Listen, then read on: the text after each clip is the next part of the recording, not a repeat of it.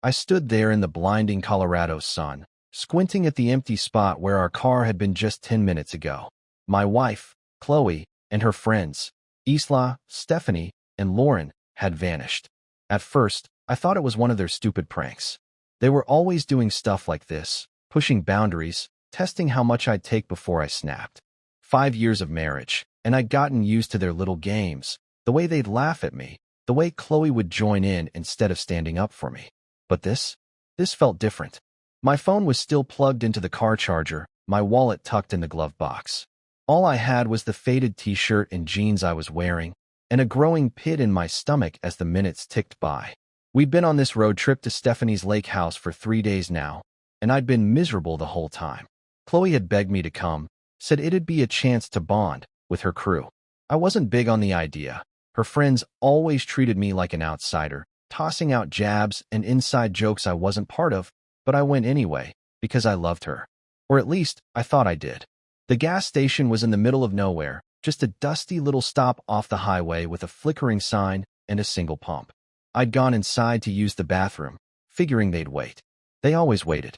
Except this time, they didn't. An hour passed.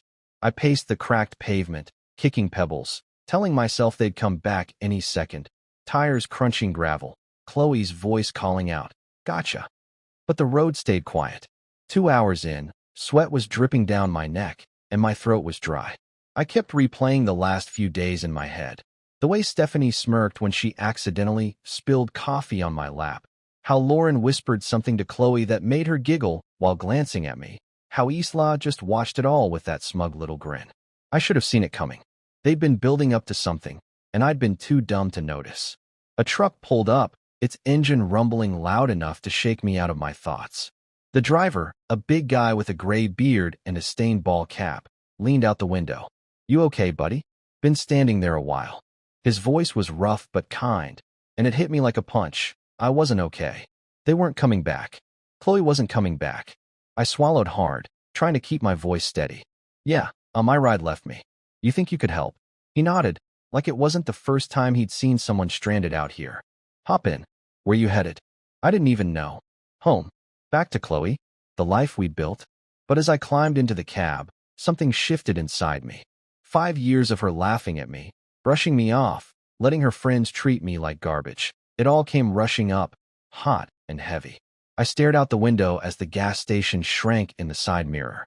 The trucker didn't ask too many questions, just kept driving, humming some old country song. My hands clenched into fists on my lap. I could have borrowed his phone, called Chloe, demanded answers. But what would she say? "It was a joke, babe. Don't be so sensitive." I'd heard it all before. Every time I complained about her friends, she'd roll her eyes and tell me I didn't get their humor. Maybe I didn't. Maybe I never would. But standing there alone, abandoned like some stray dog, I realized something. They didn't get me either. And Chloe?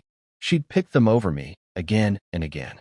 The trucker dropped me off at a crossroad, pointing me toward Grand Junction, the nearest town. "Good luck, man," he said, tipping his cap. I nodded, my throat tight, and started walking. My shoes scuffed the dirt, the sun beating down on my head. No phone, no money, no plan, just me and the open road. Part of me wanted to turn back, to beg someone at the gas station to call her, to fix this. But another part, a louder part, kept pushing me forward. I was done being the punchline, done being the guy they laughed at. Chloe and her friends thought they'd won, thought they'd broken me. But as I trudged toward Grand Junction, a strange calm settled over me. They hadn't broken me. They'd set me free. I didn't know what was waiting for me in that town. I didn't know how I'd eat, where I'd sleep, or how I'd get by with nothing. But for the first time in years, I wasn't scared of what Chloe would think. I wasn't worried about her friend's next move. I was alone, yeah, but I wasn't helpless. The road stretched out ahead, endless and empty, and I kept walking. They'd left me behind, but maybe that was the best thing they could have done. Maybe this was my chance to figure out who I was without her, without them. By the time the sun started dipping low, turning the sky orange, I'd made up my mind. I wasn't going back. Not to Chloe, not to that life. Whatever came next, it was mine to build. I stood at that dusty crossroad where the trucker dropped me off, the Colorado wind kicking up little swirls of dirt around my feet. Grand Junction was somewhere ahead, but I didn't have a map, a phone, or a dime to my name. Just the clothes on my back and a head full of spinning thoughts. Chloe and her friends had left me high and dry, and part of me still wanted to find a way to call her, to hear her voice, to demand she turn the car around. But then I remembered how she'd laughed when Stephanie accidentally knocked my beer over at the lake house, how she'd shrugged when I asked her to stick up for me. 5 years of that. 5 years of feeling like a guest in my own marriage. No, I wasn't calling her. Not this time. I started walking toward town, my sneakers crunching on the gravel. The sun was still high, baking the ground, and sweat soaked through my shirt. I didn't know how far Grand Junction was. Miles, probably, but I didn't care. Every step felt like a choice, like I was leaving her behind one footprint at a time. My mind kept drifting back to the gas station, to the moment I stepped out of that grimy bathroom and saw nothing but empty pavement. They'd planned it, hadn't they?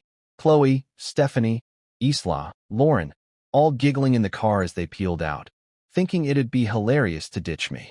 I could almost hear Chloe saying, "He'll figure it out, he always does." Well, I was figuring it out now, just not the way she expected. A pickup truck rumbled by, and I stuck out my thumb, hoping for a lift. The driver, a guy with a scruffy beard and a faded flannel shirt, slowed down and leaned out the window. "Need a ride?" he asked, eyeing me like he wasn't sure if I was trouble. "Yeah, heading to Grand Junction," I said, keeping my voice steady. He nodded. "Hop in. I'm going that way." I climbed into the passenger seat, grateful for the break. The cab smelled like oil and cigarettes, but it beat walking. "What's your story?" he asked as we rolled down the highway. I hesitated, then shrugged. "Got left behind by some people I thought I could trust." He grunted, like he'd heard that one before. "Happens more than you'd think out here."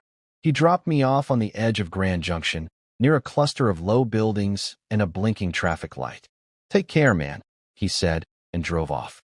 I stood there, taking it in. A small town with a mix of old brick storefronts and newer chain stores. People going about their day like nothing was wrong. But everything was wrong for me. No wallet, no ID, no way to prove who I was. I needed help, and fast. I spotted a sign for a homeless shelter a few blocks down, a plain building with a cross painted on the side. My stomach twisted at the thought. Me in a shelter? But what choice did I have? Inside, it was dim and smelled like bleach and stale coffee. A guy behind the counter looked up. Roy, his name tag said. He was older, maybe 50, with a shaved head and a no-nonsense stare. "You lost or just broke?" he asked, sizing me up. "Both," I admitted, rubbing the back of my neck. "Got ditched out on the highway. No money, no phone, nothing." Roy didn't blink. "Happens. You got a name?" "Yeah. Mike," I said, figuring it was easier to stick to the truth for now. He handed me a clipboard with a form. "Fill this out. We'll get you a bed for the night. Tomorrow, we'll figure out the rest." That night, I lay on a cot in a room full of snoring strangers, staring at the ceiling. My mind wouldn't shut off. Chloe's face kept popping up, her voice, her laugh. I wanted to hate her, but part of me still ached for her to show up, to say it was all a mistake. But Roy's words stuck with me. "Tomorrow, we'll figure out the rest." He didn't mess around. The next morning, he sat me down with a cup of weak coffee and a plan. "You need ID to do anything. Job, bank, whatever. Takes time, but we'll start the process. Meantime, you need cash." I nodded, feeling useless. "Know anywhere hiring?" I asked. Roy smirked. "There's a diner down the street. Owner's a tough old broad named Jacqueline. Tell her I sent you." The diner was a squat little place called Jackie's, with red vinyl booths and a jukebox in the corner. Jacqueline was behind the counter, a wiry woman in her 60s with tattoos snaking up her arms and a voice like gravel. "Roy says you need work," she said, not even looking up from wiping the counter. "Yeah, I do," I replied, shifting on my feet. "Anything you got." She squinted at me, like she was trying to see through me. "Dishwasher quit yesterday. Pays crap. Hours are long. You steal from me, you're dead. Start now." I blinked, caught off guard, but nodded. "Okay, I'm in." She tossed me an apron, and just like that, I was scrubbing plates in the back, hot water soaking my hands. It wasn't much, but it was something mine. No Chloe, no friends laughing at me, just me and a stack of greasy dishes. Roy checked in later that week, helped me file for a replacement ID. "You're doing all right, Mike," he said, clapping me on the shoulder. I wasn't so sure, but I kept going. The shelter became my home, Jacqueline's diner my lifeline. I didn't call Chloe, didn't even try. Every night, I fell asleep exhausted, but it was a good kind of tired. I was starting over, from nothing, and it felt like maybe, just maybe, I could make it work. I woke up on that cot in the shelter every morning with the same ache in my back, the same buzz of snores and coughs from the other guys around me. It had been a couple of weeks since Chloe and her friends ditched me at that gas station, and I was still getting used to this new life. Scrubbing dishes at Jacqueline's diner, sleeping on a borrowed bed, wearing clothes from a donation bin. My hands were raw from the hot water and soap, but I didn't mind. It kept me busy, kept my mind off her. Roy had been a rock, helping me navigate the mess of getting a replacement ID. Takes time, he'd said, handing me a stack of forms. But you'll get there. I nodded, grateful for his gruff kindness, and kept pushing forward. The diner was my world now. Jacqueline didn't mess around. She'd bark orders from the counter, her sharp eyes catching every mistake. Move faster, Mike, we ain't got all day, she'd yell, but there was no real venom in it. I worked double shifts whenever I could, piling up cash in a little envelope I stashed under my cot. My first paycheck wasn't much, but it was enough to buy a cheap prepaid phone from the gas station down the street. I held it in my hands, the plastic still shiny, and felt a rush of something like pride. It wasn't fancy, but it was mine, bought with my own money, not Chloe's, not anyone else's. I didn't need her anymore. Then the call started. I'd only had the phone a day when it buzzed in my pocket while I was elbow deep in suds. I wiped my hands on my apron and pulled it out. Chloe's number flashed on the screen. My stomach dropped. I let it ring, watching it like it might bite me, until it went to voicemail. A minute later, the notification popped up. I shouldn't have listened, but I did. Her voice came through, soft and shaky, like she'd been practicing what to say. Mike, where are you? We waited for you. It was just a joke. We're so worried. Please call me back. I stood there, staring at the sink, the water still running. Worried? They'd left me in the middle of nowhere with nothing. If they'd waited, they'd have come back by now. The phone buzzed again, Stephanie this time. I hit play on her voicemail, and her tone was totally different, all smug and casual. Come on, dude. You have to admit, it was hilarious. Call us back, all right. Hilarious. I clenched the phone so hard my knuckles went white. That's what I was to them. A punchline. A story to laugh about over drinks at the lake house. More calls came after that. A flood of them. Chloe again. Then Lauren. Then Stephanie, piling up with texts and voicemails. We miss you. Where'd you go? This isn't funny anymore. I scrolled through them all, my chest tight, my head spinning. Chloe's words kept echoing. Fake concern, fake tears. She didn't care. None of them did. I sat on my cot that night, the shelter quiet except for the creak of springs and the hum of the heater. The phone glowed in my hand, their messages lighting up the screen. I listened to Chloe's first one again, then Stephanie's, then one from Lauren that was just her giggling before it cut off. My thumb hovered over the call button. Part of me wanted to dial Chloe, to scream at her, to ask why she'd done this. But what would it change? She'd just laugh it off, or cry and make me feel guilty, like she always did. I'd spent years swallowing their crap, smiling through it because I thought that's what a good husband did. Not anymore. I went through the list. Chloe, Stephanie, Isla, Lauren, and blocked every single one. My fingers shook a little as I did it, but once it was done, the phone went silent. No more buzzing, no more lies. I leaned back against the wall, letting out a breath I didn't know I'd been holding. It felt like cutting a rope I'd been tangled in for years. They couldn't reach me now. They didn't get to decide how this ended. I did. The next day, I went back to the diner like nothing had happened, plunging my hands into the dishwater, letting the heat burn away the last of their voices in my head. Jacqueline noticed something was off, though. You're quiet today, she said, tossing me a rag to wipe down the counter. Trouble. I shrugged, not wanting to get into it. Just sorting some stuff out. She snorted. Long as it don't mess with my kitchen, sort of way. I smirked at that. She didn't care about my drama, just the job. It was refreshing. Roy checked in later, handing me a paper with a case number for my ID. Coming along, he said. You holding up? I nodded. Yeah, better than I thought. He clapped me on the shoulder and left me to it. By the end of the week, I'd saved enough to buy a second-hand jacket from the shelter's donation pile. Nothing fancy, but it kept the chill off. I walked back to my cot each night, The prepaid phone silent in my pocket, and felt lighter. Chloe and her friends were gone, cut out like a bad habit. I didn't need their apologies or their excuses. I had work, a bed, a plan, small things, but they were mine. The ache was still there, sure, the sting of betrayal, but it was fading. Every dish I scrubbed, every dollar I tucked away, I was building something new, something they couldn't touch. And for the first time in a long time, I fell asleep without dreaming of her.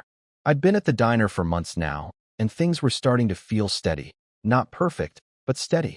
The shelter was still my home, but I'd saved enough to move into a tiny studio above a laundromat in Grand Junction. It wasn't much, just a single room with a lumpy mattress, a hot plate, and a bathroom so small I could barely turn around in it. But it was mine. No more cots, no more snoring strangers, just a key in my pocket and a door I could lock. Jacqueline had seen me busting my tail at the diner and bumped me up to prep cook, which meant more hours and a little more cash. I'd chop onions and peel potatoes in the back, the rhythm of the knife keeping my hands busy and my mind quiet. It was hard work, but it felt good, like I was earning something real. The nights were still tough, though. I'd lie on that creaky mattress, staring at the water stains on the ceiling, and Chloe would creep into my head. I'd see her smile, hear her laugh, not the mean one she used with her friends, but the soft one she'd give me back when things were good, back before I became her punching bag. I'd wonder what she was doing, if she missed me, if she even cared. The loneliness hit hard sometimes, a cold weight in my chest that wouldn't go away. But then morning would come, and I'd drag myself out of bed, pull on my jacket, and head to the diner. No fear of her judgment, no cruel jabs from her friends, just me, free to breathe, free to be.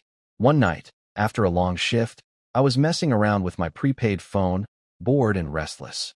I kept it simple, no contacts, no ties to the past, but curiosity got the better of me. I made a fake social media account, just a random name and no picture, and looked her up. Chloe's profile popped up, still public, still full of her perfect little life.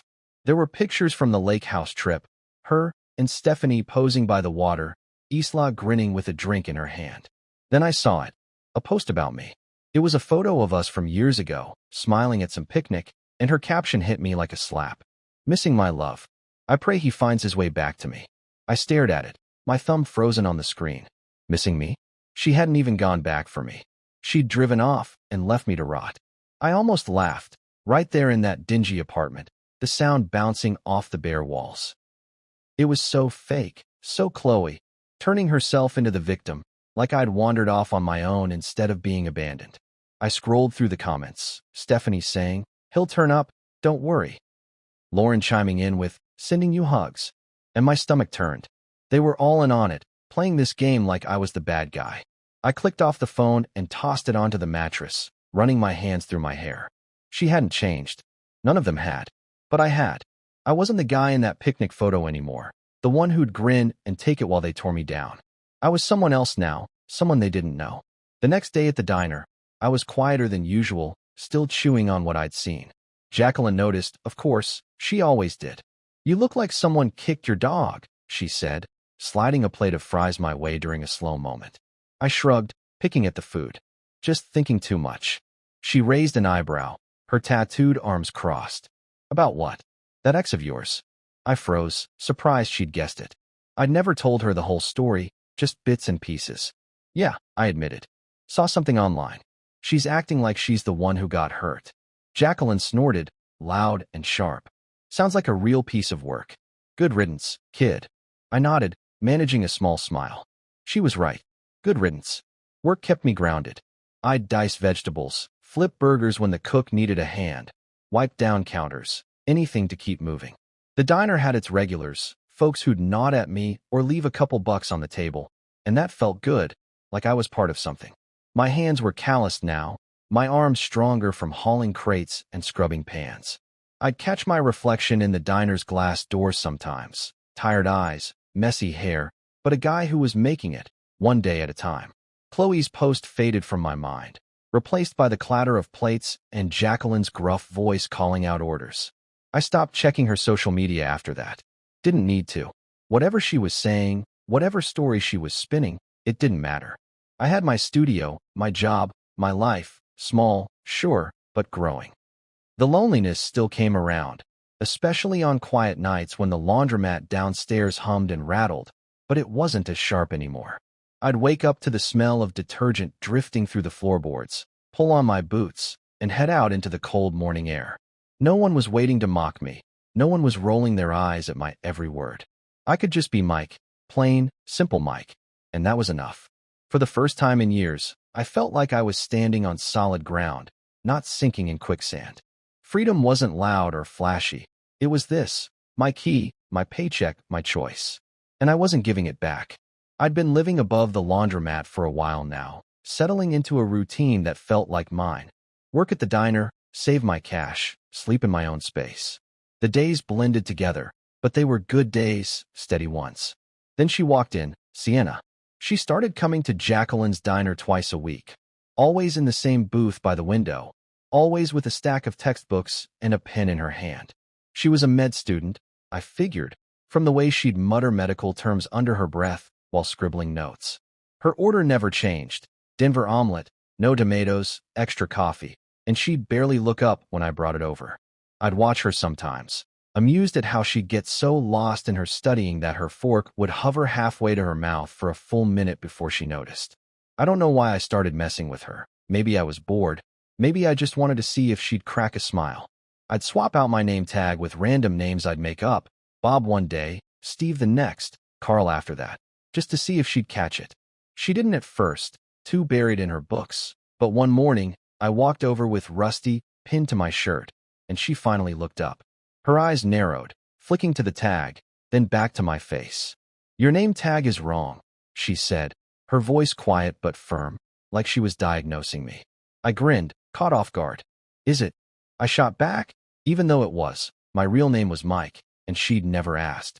She smirked, just a little, and went back to her notes. That was it, our first real moment, and it stuck with me. Work kept me busy, but Sienna became the highlight of my week. She'd show up, order her usual, and I'd find excuses to swing by her table, refill her coffee, clear her plate, ask if she needed anything. She'd nod or mumble a thanks, but that smirk stayed in my head, like a challenge. One day, she came in looking frazzled, her hair messy, her books heavier than usual. "Rough night?" I asked, setting her coffee down. She sighed, rubbing her eyes. "Exams. I haven't slept in 2 days." I nodded, not pushing it, but I slipped an extra hash brown onto her plate when she wasn't looking. She noticed, glanced up at me, and said, "You're sneaky." I just shrugged. "Gotta keep you awake somehow." Our first date wasn't even planned. She came in one evening, all dressed up, jeans and a nice top, not her usual sweatshirt, and told me her friends had bailed on a reservation at some fancy pizza place across town. "I'm not wasting it," she said, half to herself, then looked at me. "You free?" I was wiping down the counter, my shift almost over, and Jacqueline was in earshot. "Go on, kid," she barked, waving me off. "You're no use to me moping around." So I went. We split a pepperoni pizza and a pitcher of soda, and she laughed, really laughed, when I told her about the name tag thing. "I knew it wasn't Rusty," she said, her eyes bright. "You're not that old." We talked all night, about her med school stress, my diner gig, dumb stuff like favorite movies. It was easy, natural, like we'd known each other forever. 6 months later, she moved into my little studio. It was cramped. Her books took up half the space, and we'd trip over each other making dinner on that tiny hot plate, but I didn't care. She'd study late, her lamp glowing while I slept, and I'd wake up to her muttering anatomy terms in her sleep. It was weirdly comforting. A year after that, we got a bigger place together, a real apartment with a kitchen and a couch that didn't smell like bleach. Sienna was different from Chloe. She didn't mock me, didn't make me feel small. When I'd doubt myself, she'd just say, "You've got this." And somehow, I'd believe her. We'd cook together, watch old TV shows, argue over who left the dishes in the sink. It was simple, but it was ours. Meanwhile, Chloe wouldn't let go. She'd started emailing me, found my address somehow, probably from an old bill or something. The first one came a few weeks after Sienna moved in, popping up on my phone while I was chopping peppers at the diner. "Mike, I just want to know you're okay," it read. "I miss you." "We all do." I stared at it, my knife hovering over the cutting board. "Miss me?" She'd left me at a gas station with nothing, laughed about it with her friends, and now she missed me? I deleted it without replying. More came after that, some short, some long, all dripping with that fake sweetness she'd mastered. I messed up, I know. Please talk to me. I saw your grandma. She's worried. I'd read them, feel that old ache in my chest, then hit delete. Sienna caught me once, frowning at my phone. Who's that? She asked. Nobody, I said, and she didn't push. She didn't need to. I wasn't going back. Life with Sienna was good, better than I'd thought I deserved. The diner was humming, my hands were steady, and Chloe's emails were just noise I could tune out. I'd built something new, something solid, and every day with Sienna proved it. She'd tease me about my cooking, I'd laugh at her terrible singing, and we'd fall asleep tangled up on that secondhand couch. Chloe could write all she wanted. I didn't know her a damn thing. My world was here now, with Sienna, and I wasn't letting go. I stood in the kitchen of Jacqueline's diner, flipping a burger on the grill, the sizzle filling the air as grease popped against my apron. Things had been good. Better than good, really. Sienna and I were settled in our new apartment, a step up from the cramped studio above the laundromat. It had a real bedroom, a stove that didn't smoke, and a window that let in actual sunlight. Life felt solid, like I'd finally climbed out of the hole Chloe and her friends had left me in. Work was steady too. I'd been at the diner long enough that Jacqueline trusted me with more than just dishes and prep. She'd started leaning on me, barking less and nodding more when I got things done right. That day, though, she called me over to the counter during a slow stretch, her sharp eyes locked on me like she had something big to say. Mike, she said, wiping her hands on a rag, you're not half bad at this. I smirked, thinking she was joking, but her face stayed serious. I'm opening a second spot across town, smaller joint, but mine. Need someone to run it. You in? I froze, spatula in hand, the burger sizzling behind me. Me? Run a diner? I'd gone from scrubbing plates to cooking, sure, but managing a whole place? You serious? I asked, my voice rougher than I meant it to be. She snorted. Do I look like I'm kidding? You've got the chops. Work hard, don't steal, don't whine. Say yes or no. My head spun. A year ago, I'd been dumped at a gas station with nothing. Now I was getting offered this. I almost said no, convinced it was some trick, like Chloe's pranks all over again. That night, I sat on our couch, Sienna's and mine, staring at the TV without really watching it. She came home from a late study session, dropping her bag by the door, and saw me just sitting there. What's up? She asked, kicking off her shoes. I told her about Jacqueline's offer, my voice low, like saying it out loud might jinx it. She wants me to run her new diner. Me in charge. Sienna plopped down next to me, her knee brushing mine. And you're thinking about turning it down? She said, reading me like always. I shrugged, rubbing my neck. I don't know. What if I screw it up? She grabbed my hand, her grip firm. You're already running that place half the time, helping with orders, fixing stuff when she's yelling at someone else. Just make it official. You've got this. Her words hit me hard, like a shove I didn't know I needed. She didn't doubt me, not for a second, and that felt new, strange, good. Chloe would have laughed, said something like, you? A boss? And her friends would have piled on. But Sienna just looked at me, steady and sure, and I nodded. Okay, I'll do it. She smiled, that small one I loved, and leaned her head on my shoulder. Good. Now stop moping. We've got dishes to do. I laughed, the weight lifting a little, and we washed plates together, her humming some off-key song while I splashed water at her. The next day, I told Jacqueline yes. She grunted, like she'd expected it, and handed me a set of keys. Don't burn it down, she said, then went back to counting cash. The new diner was a hole-in-the-wall spot. 10 tables, a counter, a kitchen barely big enough for two, but it was mine to run. I started the next week, setting up schedules, ordering supplies, cooking when the line got slammed. It was chaos at first, waitresses forgetting orders, me burning a batch of fries, but I figured it out. Sienna was right. I'd been doing this stuff already, just without the title. The place started humming, regulars trickling in, and Jacqueline even stopped by once, nodding like she approved. Not bad, kid, she said, and I felt taller than I had in years. Then Chloe's email came. I was at the new diner, checking inventory on my phone, when it popped up. Mike, your grandmother's been asking about you. Please let us know you're alive. My gut twisted. Grandma. She'd always been sweet, sending me cards even after I married Chloe. But Chloe bringing her up now? It was a cheap shot, a hook to reel me back in. I pictured her typing it, fake tears in her eyes, trying to guilt me like always. I deleted it, my thumb slamming the screen harder than it needed to. She didn't get to use grandma against me, not after what she'd done. I hadn't called home in a while, sure, but I'd fixed that myself, not through her. I threw myself into the diner after that, keeping my hands busy so my mind wouldn't wander. The place was picking up, truckers stopping by, locals chatting me up like I was one of them. I'd come home to Sienna studying at our table, her books spread out, and she'd ask how it went. Good, I'd say and mean it. We'd cook dinner. Nothing fancy, just pasta or burgers, and talk about her classes, my day, the future. Chloe's emails kept coming, piling up in my trash folder, but I didn't open them. She was a ghost, a shadow I could ignore. My life was here. The diner, Sienna, the keys in my pocket.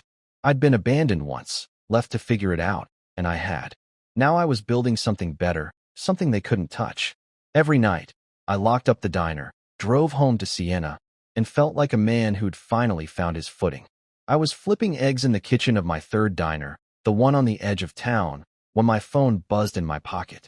The morning rush was in full swing, truckers hollering for coffee, waitresses darting between tables, and I almost ignored it. 15 years had turned me into a different man. Sienna and I were married, 2 kids tearing up our house, 3 diner locations keeping me busy. Life was good, loud, full. Nothing like the empty shell I'd been when Chloe left me at that gas station. I wiped my hands on my apron, pulled out my phone, and saw it. A LinkedIn notification. Someone viewed your profile 27 times today. My stomach did a little flip. I didn't use LinkedIn much, just a basic page with my name, the diners, a blurry photo Sienna made me take. But 27 times? That wasn't normal. I tapped it open, the grill hissing behind me, and there she was, Chloe. Her name hit me like a cold splash of water, right there on the screen, tied to some company I didn't care about. 27 views in one day. She'd been digging through my life, over and over. I set the phone down, my hands gripping the counter, trying to steady myself. 15 years, and she was back, creeping in like a shadow I thought I'd shaken off. I flipped the eggs, barely watching, my mind racing. What did she want? Why now? I'd blocked her emails years ago, ignored her guilt trips, built a whole world without her. But here she was, poking around, silent but loud in my head. The diner smelled like bacon and syrup, the clatter of plates keeping me grounded. I plated the eggs, handed them off to a waitress, and tried to focus. Coffee needed refilling, hash browns were burning, but Chloe's name stuck with me. I pictured her sitting somewhere, clicking my profile, seeing the diners, maybe even the old job at Jacqueline's I'd listed. Did she know about Sienna?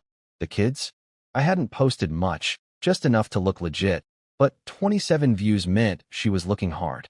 I wiped my forehead, sweat mixing with the heat, and grabbed my phone again. Her profile stared back. Chloe, older now, hair cut short, a tight smile in her picture. Consultant, it said. I didn't read more. Didn't want to. I stepped into the back, a tiny storeroom with shelves of flour and canned goods, and leaned against the wall. My heart was thumping too fast, like I'd run a mile. 15 years, 2 kids, a wife, a business, and she could still rattle me. I hated that.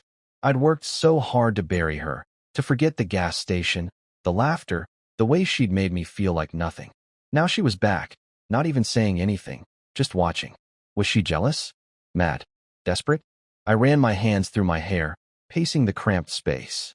Part of me wanted to message her, "What's your deal?" But I stopped myself. That's what she'd want. Me reaching out, giving her a crack to slip through. I went back to the grill, threw myself into the rush, cooking, pouring, wiping down tables when the waitresses got swamped. The regulars nodded at me. Some guy asked for extra ketchup, and I kept moving, kept my hands busy. But she was there, in the back of my mind, those 27 views like an itch I couldn't scratch. I didn't tell Sienna when I got home that night. She was on the couch, folding laundry, the kids upstairs yelling about some game. Busy day? She asked, glancing up. Yeah, I said, forcing a smile, kissing her forehead. Same old.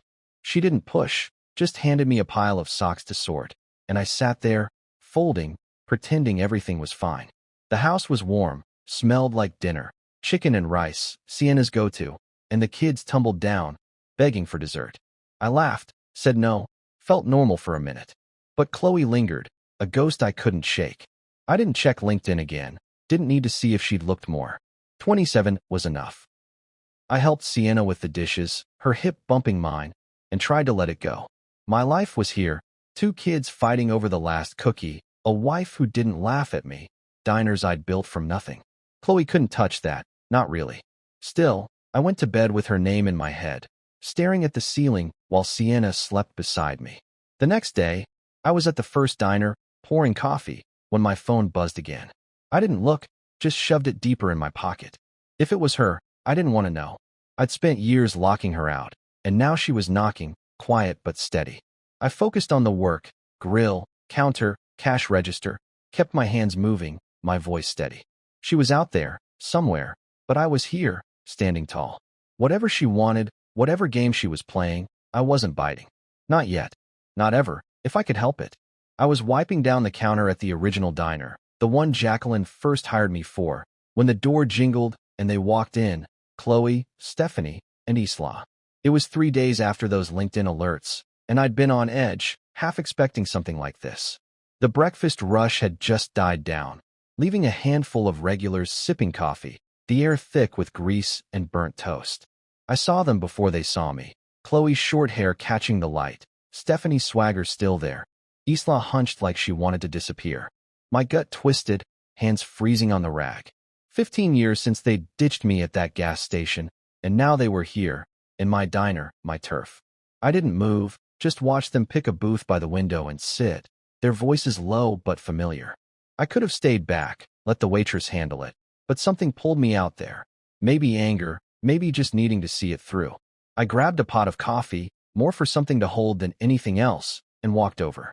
Chloe spotted me first, her eyes going wide, her mouth dropping open. "Oh my God, it's you," she said, her voice shaky, like she hadn't rehearsed it. Stephanie leaned back, smirking like always. "Hey, look at you, big shot." Isla glanced up, then down fast, her hands fidgeting with the menu. I stood there, coffee pot in hand, looking at them. Older, worn, desperate in a way I didn't expect. "What do you want?"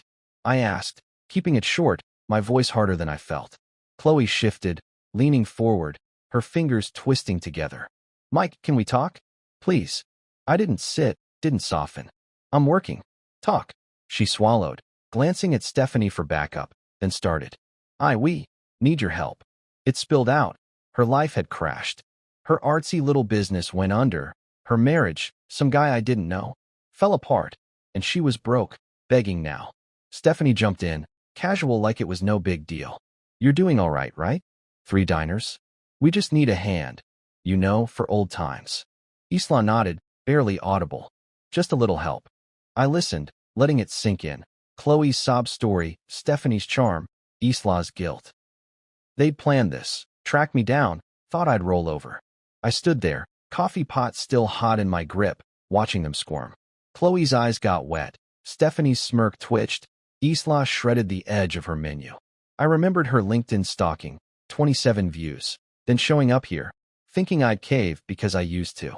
"Wait here," I said, turning away. I walked to the office, a cramped box with a desk and a stack of receipts, my boots heavy on the floor. They wanted money. After leaving me with nothing, laughing about it, they thought I'd just hand it over. I sat down, the chair creaking, and stared at the wall. My hands shook a little, not from fear, from anger. I could have yelled, thrown them out, but I didn't. I grabbed an envelope, wrote a check, and headed back. They were still there, whispering, heads snapping up when I walked over. I dropped the envelope in front of Chloe, watching her fingers snatch it up, her face lighting up for a second. She opened it. $73.50, the exact cost of a Greyhound ticket from Grand Junction back home, 15 years ago. Her smile crashed, her breath catching. Stephanie grabbed it, glaring. "What the hell is this?" she snapped. I leaned in, my voice low, steady. "That's what it would have cost me to get back to you that day. I didn't. You don't get more than that." Chloe's mouth opened, no sound coming out. Stephanie shoved the check at me. "You're a jerk, Mike. After everything." I cut her off. "After everything? You left me. You laughed. This is me being generous." Isla flinched, her hands balling up, but she didn't speak. I straightened, looking at them. Chloe pale, Stephanie fuming, Isla shrinking. "It's time to leave," I said, loud enough for the diner to hear. "Don't come back." I turned, walked to the counter, my heart pounding but my steps sure. The waitress hovered, unsure, but I waved her off. "They're done," I said, grabbing a rag to wipe my hands. They sat there a minute, stunned, then scrambled up, Chloe shoving the envelope in her purse, Stephanie muttering, Isla trailing behind. The door jingled shut, and the diner went back to normal, coffee pouring, forks clinking, like they'd never been there. I stood behind the counter, pouring myself a cup, my hands steady now. They'd come begging, thinking I'd bend, and I'd shut them down. It wasn't loud or messy, just cold, final. I sipped the coffee, bitter on my tongue, and watched the regulars chat, oblivious. Chloe's tears, Stephanie's anger, they didn't matter. I'd given them what they'd given me, just enough to walk away. The diner hummed around me, my diner, my life, and they were gone. I finished my shift, locked up, and drove home, the weight lifting with every mile. They'd tried, and they'd lost. That was it. I leaned against the diner's front window, the glass cold against my arm, watching Chloe, Stephanie, and Isla out in the parking lot. They'd just stormed out after I handed them that $73.50 check. Bus fare from Grand Junction, nothing more. And now they were at it, arguing like kids caught stealing. Stephanie was loud, her hands slashing the air, her face twisted up like she wanted to hit something. Chloe stood there, the envelope crumpled in her fist, staring at the ground, her shoulders hunched. Isla hung back, her arms crossed tight, looking like she might bolt or cry. Maybe both. I couldn't hear them through the window, but I didn't need to. They'd come in begging, thinking I'd cave, and I'd sent them packing. Now they were unraveling, and I just watched, feeling nothing. The sun was low, painting the lot orange, their shadows stretching long across the gravel. Stephanie jabbed a finger at Chloe, her mouth moving fast, probably blaming her for dragging them here, for screwing it up. Chloe shook her head, slow and tired, then shoved the check into her purse like it was trash. Isla shifted, glancing at the diner, her eyes catching mine for a second before darting away. I didn't move, didn't blink, just stood there, my coffee mug cooling on the counter behind me. They could fight all day out there. It didn't touch me. I'd given them what they deserved, closed the book on 15 years of their garbage, and that was that. I turned away, grabbing the mug and taking a sip. Cold now, bitter, but I didn't care. The diner was quiet, just a couple of regulars lingering over pie, the jukebox humming some old tune. I wiped down the counter, slow and steady, letting the rag soak up the day. The waitresses buzzed around, clearing tables, shooting me quick looks but keeping their mouths shut. They knew something had happened. Those three walking in, me walking out with that envelope. But I didn't explain. "You good, Mike?" one asked, stacking plates. "Yeah," I said, short and sharp, and went back to wiping. I didn't want their questions, didn't want to drag it out. Chloe and her crew were gone, and I was done. Driving home, the truck's engine growled under me, the road dark except for my headlights cutting through. My hands gripped the wheel, my mind stuck on that scene. Chloe's face when she saw the check, Stephanie's snarl, Isla's silence. It should have felt good, shutting them down, and it did, mostly. But there was this itch, a little nag I couldn't shake. They'd looked desperate, broken, Chloe especially, with her sob story about her life falling apart. 15 years ago, I'd have cared, run after them, tried to fix it. Now, I just watched them leave. The house came into view, lights on, Sienna's car in the drive, and I let out a breath. This was real, my family, my life, not them. I walked in, kicking my boots off by the door, the smell of leftover lasagna hitting me. Sienna was at the kitchen table, papers spread out, a pen in her hand, grading again, probably. The kids were upstairs, their voices muffled, likely in bed but not asleep. She looked up, her glasses low on her nose. "Hey," she said, soft, then tilted her head. "You okay?" I nodded, pulling out a chair and sitting across from her, my hands flat on the table. "They came by," I said, keeping it simple. Her eyebrows lifted, but she waited. Chloe, Stephanie, Isla asked for money. I gave them bus fare and told them to go. She set her pen down, leaning back, her eyes steady on mine. "Bus fare?" she asked, a little smile tugging her lips. I told her, $73.50, the exact cost to get back from Grand Junction all those years ago. How Chloe's face fell, how Stephanie snapped, how I walked away. Sienna listened, her hand resting on the table, calm like always. When I finished, she reached over, her fingers brushing mine. They can't take anything from you that you don't give them, she said, her voice firm, quiet. I looked at her, those words sinking in, and nodded. Yeah, I said, my throat tight. She squeezed my hand, then went back to her papers, leaving me sitting there, the weight lifting a little. She didn't need to say more. She got it, got me, and that was enough. We ate leftovers later, just the two of us, the kids finally quiet upstairs. I poked at the lasagna, my head still half in the parking lot, Stephanie yelling, Chloe staring, Isla shrinking. It didn't matter what they said out there, who they blamed. They'd come for a handout, and I'd given them a mirror instead. Sienna didn't ask more, just talked about the kids, our son's math test, our daughter's new obsession with drawing cats. I smiled, nodded, let her pull me back to now.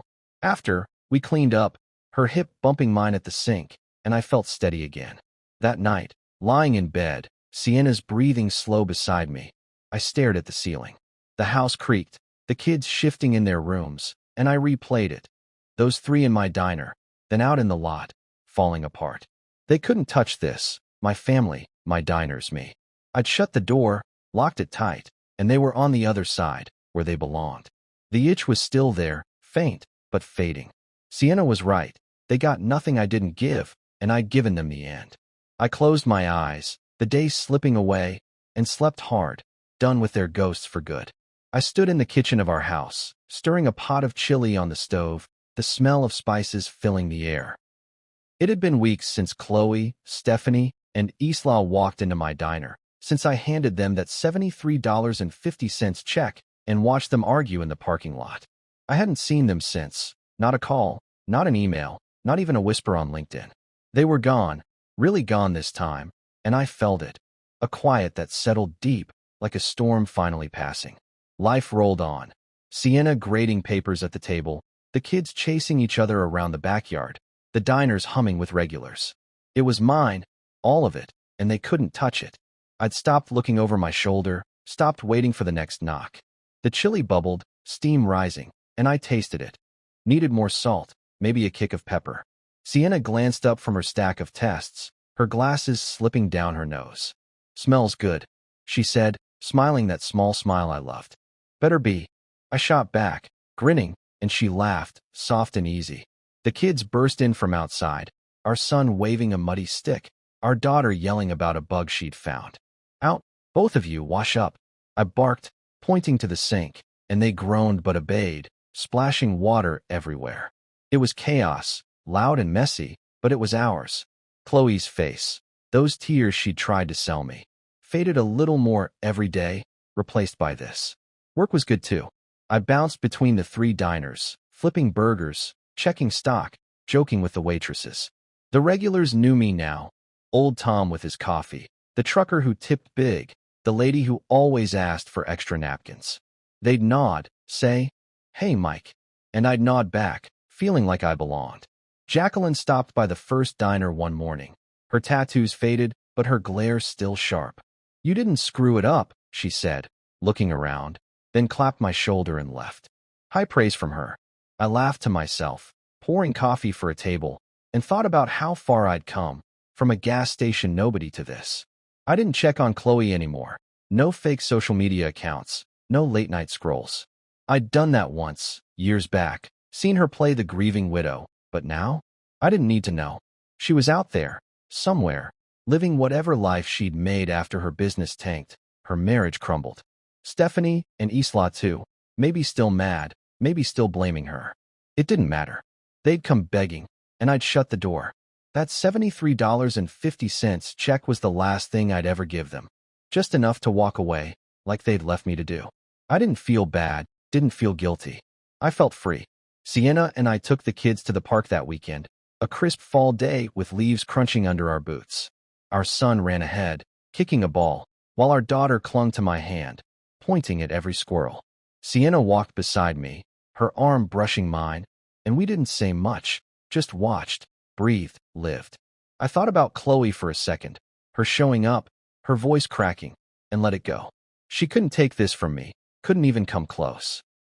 I'd built it all without her, despite her, and it was better than anything she'd ever offered. You're quiet, Sienna said, nudging me. Just happy, I replied, and she squeezed my hand, knowing I meant it. Back home, we ate the chili, too spicy, the kids complained, but they shoveled it down anyway. I sat at the table, watching them bicker over the last roll, Sienna rolling her eyes at their noise. This was it, the best revenge, if you could call it that. Not some big fight, not rubbing it in their faces, just living well, living real. Chloe wanted me to break, to crawl back, and I hadn't. I'd walked away from that gas station, from her, and kept going. Roy at the shelter, Jacqueline's diner, Sienna's laugh, these kids. Every step was mine, every piece earned. They'd lost, not because I'd beaten them, but because I'd stopped playing their game.